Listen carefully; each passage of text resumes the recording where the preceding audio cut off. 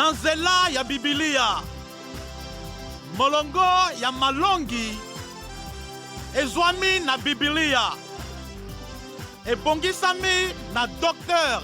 Venan McGee ya esika ya mosala tope ministere Through the Bible. Ebimisami na Transworld Radio pe epesami na ndeko Babi Mwanda. Bolandi tope boyoki malamo na bino banso.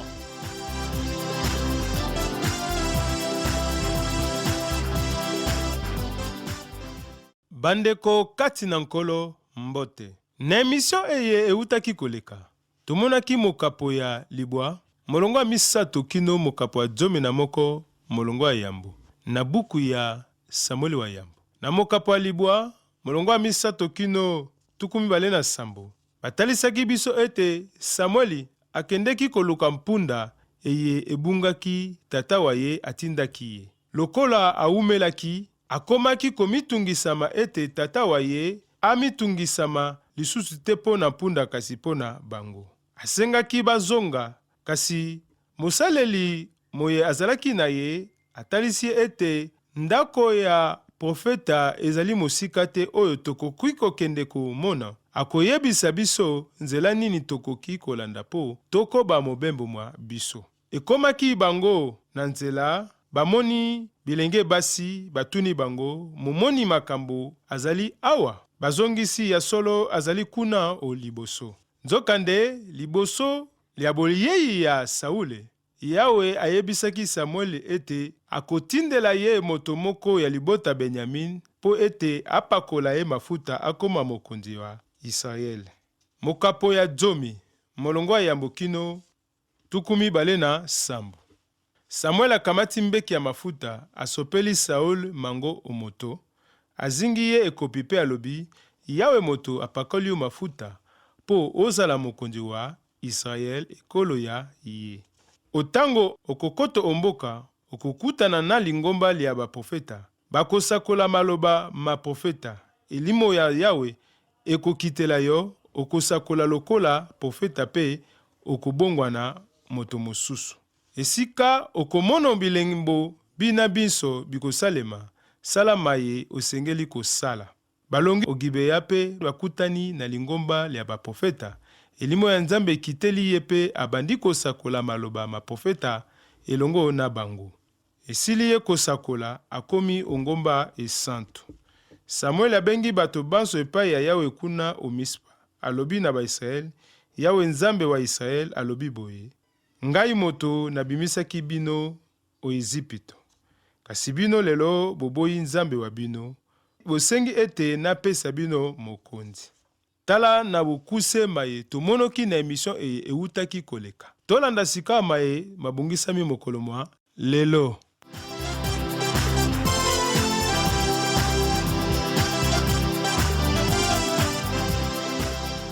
Samueli wa yambo mokapo ya zomi na moko, molongo ya yambo kino, mokapo ya zomi na misato, molongo ya mitano, mokapo ya zomi na moko, molongo ya yambo kino ya mibale. Nakas, moto Amon, akei kobunda etumba na bato ba Yabes o mokili mwa Galad pe azingi mboka. Bato ba Yabes balobi na Nakas, kata na biso bondeko pe biso tokosalela yo. Kasi Nakas, moto Amon, ayanoli na kokata bondeko na bino soko bakutubola moko wa bino lisoli ya mobali. Nalingi koyokisa ba Israel banso soni. Samuel wa yambo, mokapa zomi na moko molongo ya yambo kino ya mibale. Molongo ya misato kino ya sambo. Nazokoba na botangi na bukusi. Lia mokapo ya zomi na moko ya buku ya yambo ya Samueli. Epai batalisi engumba ya Yabes o etumba na Nakas moto wa Amon, oyo asengi te pona akata bondeko esengeli baatobola miso moko ya bato. Bakolo ba Yabes balobi na ye, pesa biso na ino mikolo sambo. Tokotinda bantoma o mokili mobimba mwa Israel, pe soko bayei ko bikisa biso te, tokobima awa pe toko mipesa o maboko mayo. Batoma bayei o Gibea, mboka ya Saule, pe bayebisi bato makambo mana manso. Bato babandi koganga pe kolela. Bobele otango ye na Saul awuti obilanga elongo na ngombe ya ye atuni bato. Pona nini bato bazali kolela boye? Bayebisi ye makambo ma bato ba Yabesi. Eyoki Saul makambo mana, elimo ya Yawe ekiteli ye pe ayoki nkanda enene. Abomi ngombe ibale, asesi yango biteni pe atindi bantoma bakende na biango omokili mobimba wa Israel pe baloba maloba mai.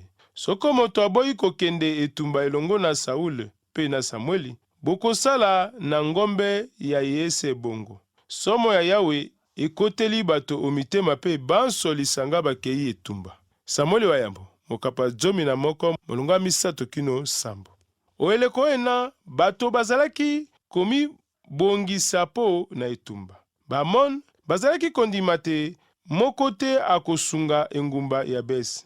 Mokondi Saul asali manso Samueli alobaki na ye pe azongeli mosala wa ye na kozela Yawe alakisa ye maye makosala.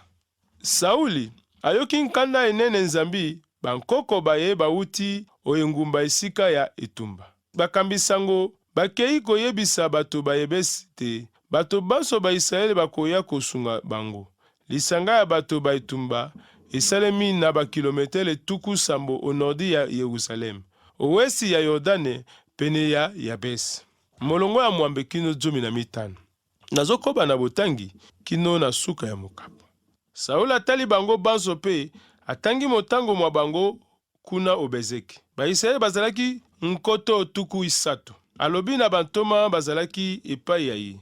Boloba na bato ba Yabesi omokili mwa Galadi. Lobi ngonga moi mokoyokisa molunge mingi. Bakoya kosalisa bino. Bantoma bakei koyebisa bato ba Yabesi pe sango eye esepelisi bango mingi. Bango balobi na nakasi. Lobi tokobima omiso mabino pe bokoki kosala na biso lokola bolingi. Mokolo mwa sima akaboli lipinga lia basoda baye na mangomba masato. Na tongo bakoti yonganda ya bamo pe bakwesi bango kino ngonga moi mokobeteke makasi. Baye batikali bapanzani. Okoki komono bato babale esika yokote. Bato batuni Samueli. Banani bazalaki koloba te Saul akoki kozala mokonzi wa biso te. Bopesa biso bato bana toboma bango. Kasi Saul alobi omokolo mwa lelo boboma moto moko te. Zambi Yawe abikisi Israel lelo. Samueli alobi na bato boya tokende o Gilgal po tobongisa likambo ya bokonzi. Bato banso bakei o Gilgal pe ba luboki Saul mokonzi omiso ma Yawe o Gilgal. Babonzeli Yawe miboma mia bondeko pe bato banso ba Israel basepeli mingi. Samueli wa yambo mokapa 11 molongo ya mwambe kino 15. Na sima kotambola butu mobimba. Tongo ba Israel bakwesi ba Amon na ngolu ya Yawe.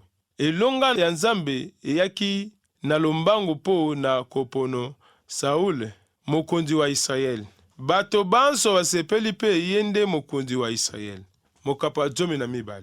Tokomi na mokapoli ya 12 oyo ebandi na nzembo ya Samuel. Na bandi kotanga. Samuel alobi na bato banso ba Israel. Nasali manso lokola bosengeki. Pe napesi bino mokonzi ayangela bino. Banda lelo mokonzi akotambola liboso ya bino. Ngai nakomi mobange, nakomi na suki pembe. Pe bana bangai bazali okati ya bino. Banda bomwana bwa ngai te lelo natamboli liboso ya bino. Samueli wa yambo mokapo ya 12 molongo ya yambo kino 2. Samuel akomi mobange, mikolo mingi mileki akambi ekolo. Ata soki bana Israel baponaki mokonzi to Yawe, azalaki pene ya kopambola bana soki batosi, na kosambela bikeko soki mokete baye bazalaki na bikolo binso. Molongo ya misato kino 5, nazokoba na botangi. Ngai oyo boloba omiso ma Yawe pe mamoto oyo Yawe aluboli mokonzi. Natuni bino, Nabotoloki ngombe ya nani? Nayibaki eloko ya nani? Nanyokoloki nani? Mokolo nini nayambaki libonza po ya kozipa mabe mabato mamoto. Soko ezalaki bongo nakozongisa yango sikawa. Bango bayanoli, oyibaki te, onyokoloki moto moko te pe ozwaki libonza lia moto moko te. Alobi na bango, Yawe azali komono, pe oyo Yawe aluboli mokonzi amoni te bino bokuti o maboko mangai eloko yoko eyibami te. Bazongisi solo, Yawe azali komono. Samuele wa yambo mokapwa 12 molongo ya 315. Atuni bato mituna na tina ya mobeko ya Mose. Na kolanda botangi makomi, Samuele kolobela lisolo ya bana Israel po na kolakisa malamu mawa na bolingo ya Yawe liboso ya bana baye. Yango atalisi te, Zambe yende akambaki pe azalaki na Israel uta bobimi ya Ezipito. Akotalisa lisusu etumba ya bafilisi o westi pe ba Amon o esti. Yango esali te, baaluka moto ya kobundela bango kasi Yawe te. Na bongo Nzambe asungaki bango na lisolo ya mboka na bango, na bosengi ya mokonzi ezalaki na tina te. Molongo ya 13 kino 15. Nazokoba na botangi mwa mosika. Botala sika ya mokonzi boponoki, oyo bosengeki, Yawe moto apesaki bino mokonzi. Soko botosi ye pe boboyi ye na mibeko mia yete, solo bino na mokonzi oyo ayangeli bino, bolandi Yawe Nzambe wa bino. Kasi soko botosi Yawe te pe boboyi mibeko mia ye, loboko la Yawe lokoniata bino na mokonzi wa bino lokola. Samuele wa yambo mokapa 12 molongo ya 1315. Ata soki mposa ya bana Israel ezali kozala na mokonzi kasi, soki basili komi kitisa kaka omiso manzambe akozala na bango. Lolenge otango ya Mose pe Samueli. Akoyebisa bango mae makokoma soko bazangi kotosa Yawe pe mibeko mia ye. Yango makambo ya motuya mamambi makobika pe mapolitiki ya Israel kaka botosi ya mokonzi monene. Molongo ya 19 kino 11. Nazokoba na botangi. Pe sikawa, boteleme na ino awa pe, botala likamu silinene Yawe akosala omisoma bino. Sikawa ezali eleko ya bobuki mbuma ya mapa. Nakobondela Yawe, ye moto akotinda nkake pe akonokisa mbula. Bondi mapolele te bosalaki mabe mpenza omisoma Yawe. Awa bosengaki ye mokonzi. Samueli abondeli Yawe pe Yawe abetisi nkake pe anokisi mbula bobele omokolo monamei. Bato banso bakomi kobanga Yawe na pe Samueli. Samueli wa yambo mokapa 12 molongo ya 19 kino 17. Bobuki mbuma ya mapa ezalaki kosalema na sanza ya minei pe sanza ya motoba. Oeleko ena mbula ekonokoko te o Palestine. Kasi na yanoli ya losambo ya Samueli, Yawe abetisi kake pe anokisi mbula. Bato banso bangaki mosala manzambe onzela ya mosakoli Samueli. Molongo ya 12 kino 22. Nazokoba na botangi. Banso balobi na Samueli, sambela Yawe Zambe wa yo po ya biso basaleli bayo. Pote tokufa te awa likolo ya masumu mabiso manso tobakisaki na ino lisumu lia busengi mokonzi. Kasi Samueli alobi na bato, bobanga te, solo bosalaki mabe mana manso. Kasi sikawa boboya Yawe te pe bosalela ye na motema monso.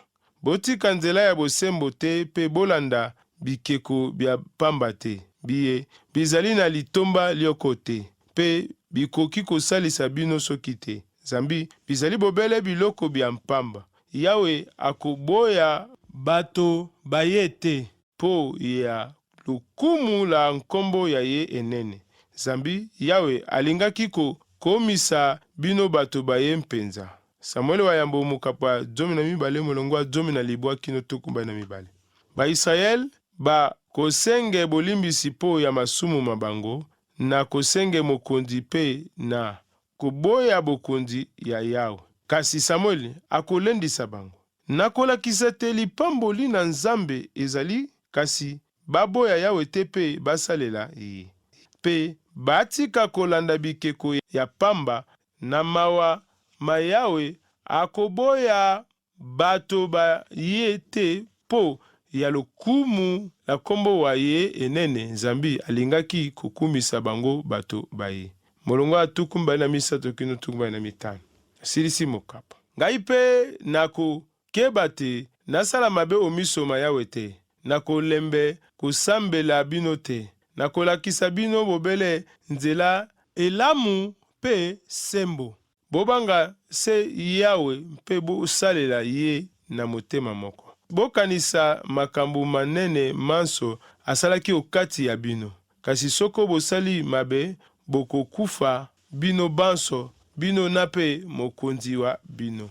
Na ndenge nasi na talisaki, Samueli azali moto enene na losambo wa ba-Israel. Mateya ya Samueli esukisi eteni ya mibale lia buku oyo balobeli lolenge Samueli atikeli Saul mosala ya bokonzi o Israel. Kasi kaka mosakoli Samueli ye mokambi ya ba-Israel. Mosambeli pe motei bango na koboya Yawe te.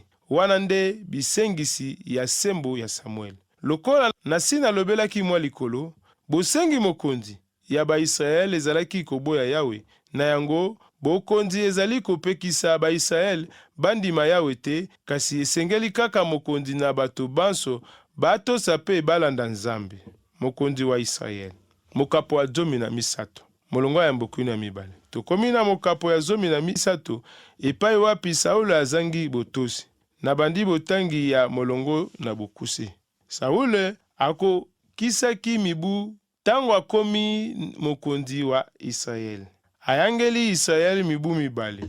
Saul aponi bato nkoto isato o Israel. Bato koto ibale balandi Saul o Mikmas pe ongomba Betel. Pe bato nkoto yoko balandi Jonathan o Geba o mokili mwa Benyamin. Saul azongisi bato basusu banso o biyema bya bango. Samueli wa yambo mokapo ya 13 molongo ya mbokina mibale. Nakolanda maye malekaki na bamo, Saul akotonga mapinga ya bato nkoto isato ati bango po bakengela omiso ya Bafilisti. Mikmas ezwamaki na bakilometere 12 o nordi o Yerusaleme ongomba pene o nordi westi pe Gibea ezwami o sudi westi. Molongo ya misato nazokoba na botangi. Jonathan abomi moyangeli wa Bafilisti oyo afandaki o Gibea pe Bafilisti bayoki sango ena. Saul abetisi mindule o mokili mobimba pe alobi Baebrei bayeba likambo lina. Samueli wa yambo mokapa 13 molongo ya misato. Tango ya suka tolobelaki lisolo ya Bafilisti, tomonaki lolenge balongaki bango na ba-Israel na ngolu ya losambo ya Samuel. Zambi oeleko ya kala bakonzaki lisusu libota lia Benyamin. Na yango batongaki ekeko. Jonathan akambaki mapinga oyo ekei kobundisa Bafilisti pe babomi moyangeli wa Bafilisti oyo ekozala elonga enene utango ya moyangeli Saul. Molongo ya mine nazokoba na botangi. Ba-Israeli banso bayoki te Saul abomi moyangeli wa Bafilisti. Israel ekomi ekolo ya somo o miso ma Bafilisti. Bato banso bakei kosangana epai ya Saul o mboka Gilgal. Samueli wa yambo mokapa 13 molongo ya mine. Sauli tata wa Jonathan azwi makambo nyonso ya mosala oyo mwana wa ye asalaki na Bafilisti eye makomi etalisi yango te. Tata wa ye asali bongo po ya kobatela mwana wa ye. Na bongo ba-Israel bakotelemela yango. Molongo ya 5 kino 12. Nazokoba na botangi. Bafilisti basangani po ya kobundisa ba-Israel. Bazalaki na makalo nkoto isato, farasa nkoto motoba pe basoda ebele. Lokola zelo olibongo lia mbu. bango bayei kopika nganda o Mikmas o esti ya Bet Aven.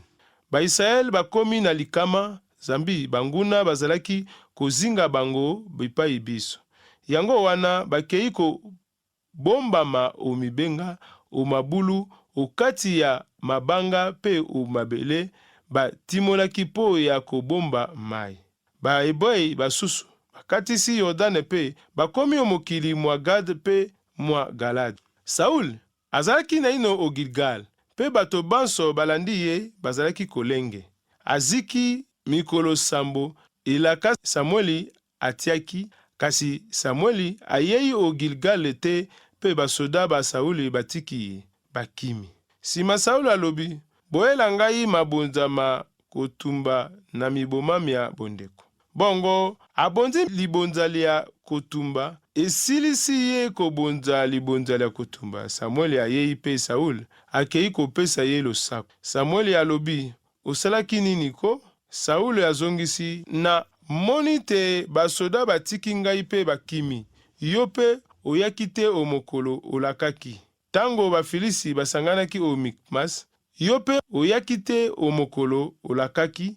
Tango bafilisi basanganaki o Mikmas. Yango wana na milobeli o motema, sikawa bafilisi bakoya kobunda na ngai o Gilgal, pe na kitisi na ino motema mwa Yawe te. Bongo nandimi kobonza libonza. Samueli wa yambo, mokapo ya 13 kino 12. Mimeseno ya bakanana. Nakolanda mobeko ya Mose, Saul azalaki mbeba oyo ekozala ebandeli ya suka ya bokondi wa ye. Nzambe alingaka lolendo te. Molongo moko ya buku ya biyele elobi boye, akoseke baye bakosekeke bato basusu, kasi akondimelaka bato ba busawa na bolamu. Biyele mokapo ya 3, molongo ya 34.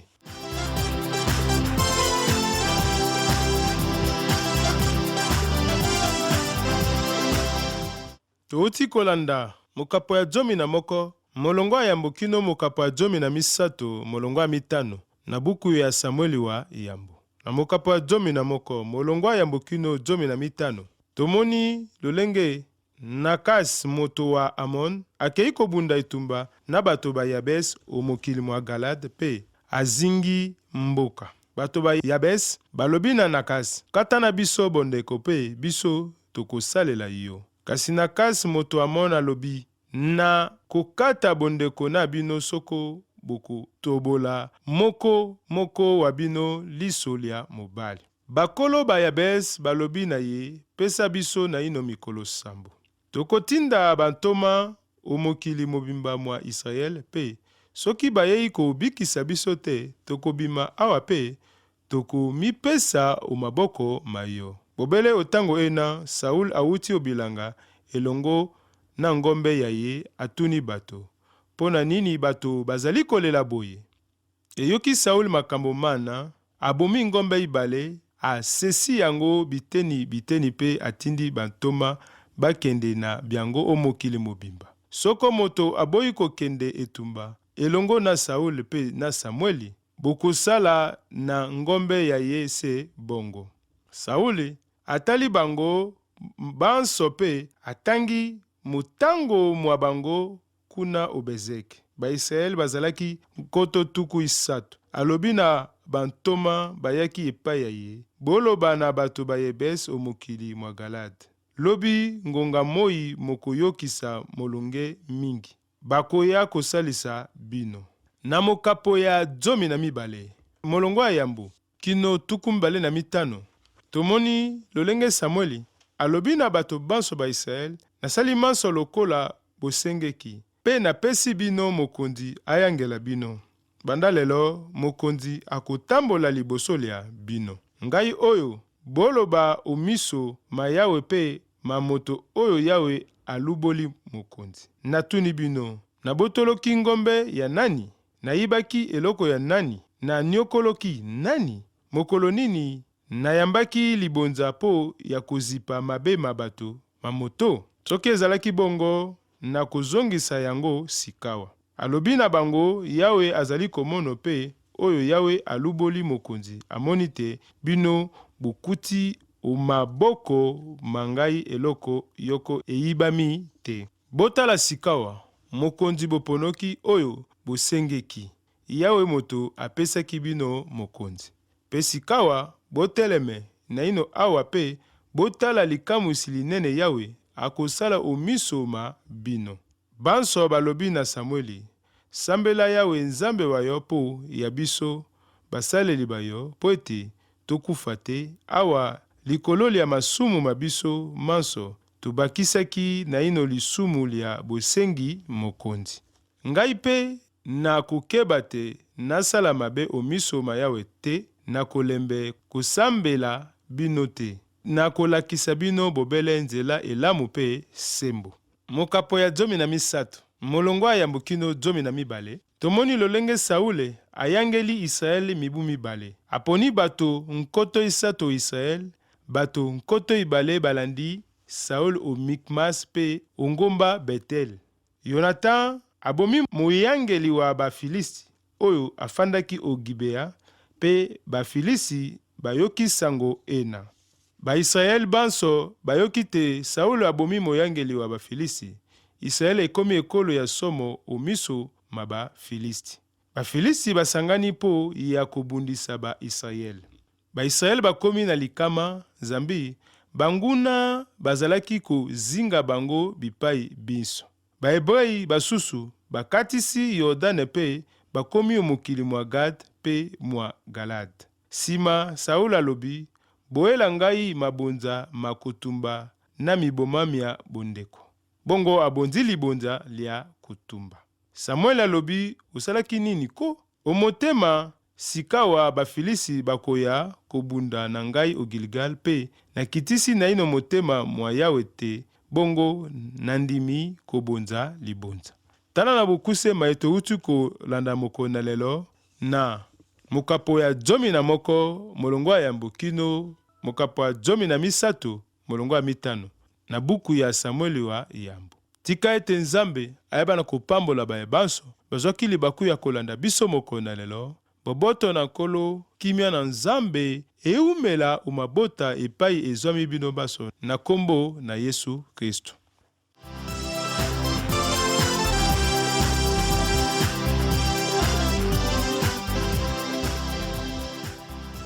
Bouti kolanda mabongisi na nzela ya Biblia. Moko ya malakisi ya Dr. Venan McGee, ya esika ya mosala tope ministere Through the Bible. Ebimiseli ya Transworld Radio. Pona koluka koyeba komela biso na esika oyo. Uvira RDC, quartier Rombe, Zela Tope Avenue Mwenga, numéro 100 Tope 13. Okoki pe kozwa biso na nzela ya singa tope telefone plus tukomi bale na mine, tukomi sato na libwa, tuku libwa na bisatu, zomi na motoba, tukomi tano na moko, tuku sambo na misato.